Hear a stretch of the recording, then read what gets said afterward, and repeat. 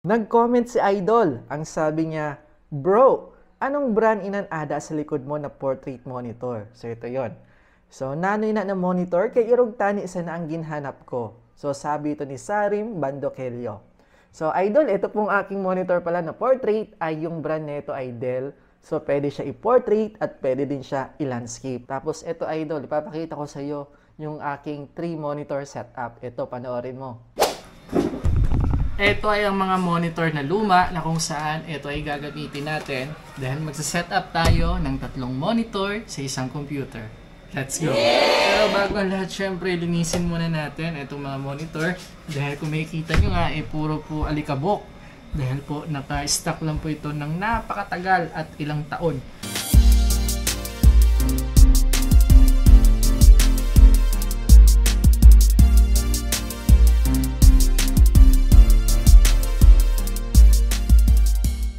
So what's up mga kaibigan? May dumating tayo dito na parcel. Ito ay HDMI to VGA.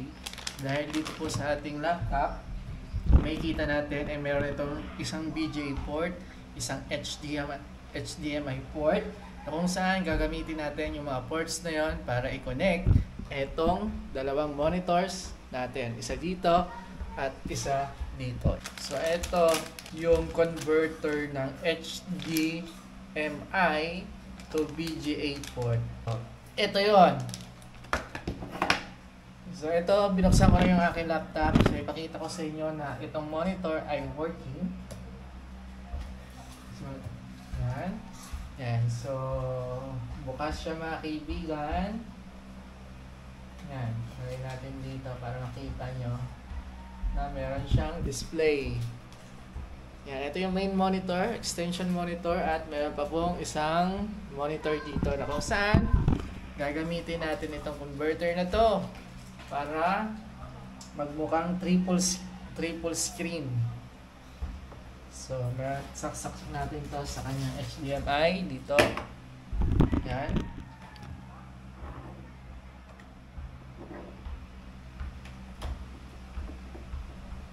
Boom! Sakto! Tapos, set up natin itong monitor na nasa harap ko. Yan. Tapos, lalagay natin ito sa likod ng monitor.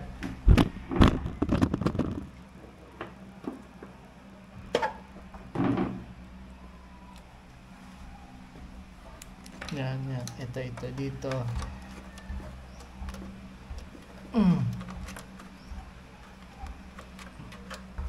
Yan, nakikita na po natin mga kaibigan, nababasa na po ng monitor yung 1, 2, 3. So ito na mga kaibigan, so itong monitor na to, dito yung mga folders, files natin. Ito yung main screen natin, dito tayo mag-i-edit, at ito yung kanyang preview screen dito sa ating pinag-i-editan.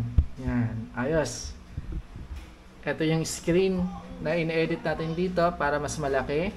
Yan, tapos dito tayo kukuha ng files na i-drag natin papunta dito sa timeline. Gamit ko pala na editing ay CapCut. Ayos. Kamusta guys yung aking bagong setup? Triple monitor setup. Maganda ba? Comment nyo nga sa baba. Huwag nyo pala kalimutan mag-subscribe sa aking channel at i-share itong video sa inyo mga kaibigan. Yun lang, maraming salamat. Magkita-kita tayo ulit sa susunod. Bye-bye guys! Peace!